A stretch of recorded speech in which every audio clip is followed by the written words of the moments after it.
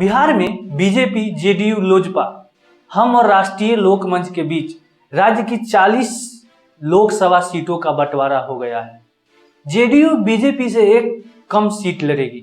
BJP ने रालोजपा की Nawada seat अपने पास रख ली है। नमस्ते, आप देख रहे हैं केकेएन लाइव। मैं हूं कुंदन कुमार। भारतीय जनता पार्टी की अगुवाई वाले राष्ट्रीय जनतांत्रिक गठबंधन ने बिहार में सीट बंटवारे का ऐलान कर दिया है।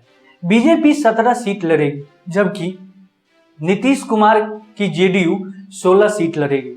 बाकी सीटों में चिराग पासवान की लोजपा, रामविलास को 5 सीट, जीतन राम मांझी हम को 1 सीट और उपेंद्र कुशवाहा की राष्ट्रीय लोक मंच को 1 सीट मिली है।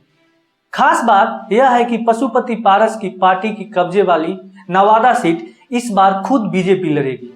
दिल्ली में बीजेपी मुख्यालय में पार्टी के बिहार प्रभारी विनोद तावरे ने सीट बंटवारे का ऐलान किया। इस मौके पर बीजेपी के प्रदेश अध्यक्ष सम्राट चौधरी, जेडीयू नेता संजय झा समेत अन्य दलों के नेता भी मौजूद थे। तावरे ने 5 दलों के बीच बटी 40 सीटों की सूची भी जारी की, जिससे साफ हो गया है कि लोकसभा चुनाव में केंद्रीय मंत्री पशुपति पारस की लोजपा का पत्ता कट गया है। पुरानी लोजपा के कब्जे वाली नवादा सीट इस बार बीजेपी लड़ेगी, जहां से पारस कैंप के चंदन सिंह सांसद हैं। चंदन लोजपा के गद्दावर नेता सूरजभान सिंह के भाई हैं। बिहार में बीजेपी जो 17 लोकसभा सीट लड़ेगी वो है पश्चिम चंपारण, पूर्वी चंपारण, औरंगाबाद, मधुबनी, अररिया, दरभंगा, मुजफ्फरपुर, महाराजगंज, सारण, उजियारपुर, बेगूसराय, नवादा, पटना साहिब, पाटलिपुत्र, आरा, बक्सर और सासाराम। वहीं बिहार में नीतीश की जेडीयू जो 16 लोकसभा सीट लड़ेगी वो है वाल्मीकि नगर, सीतामढ़ी, झंझारपुर, सुपौल, किशनगंज, कटिहार, पूर्णिया, मधेपुरा, गोपालगंज, सिवान, भागलपुर, बांका, मुंगेर, नालंदा, जहानाबाद और शिवहर।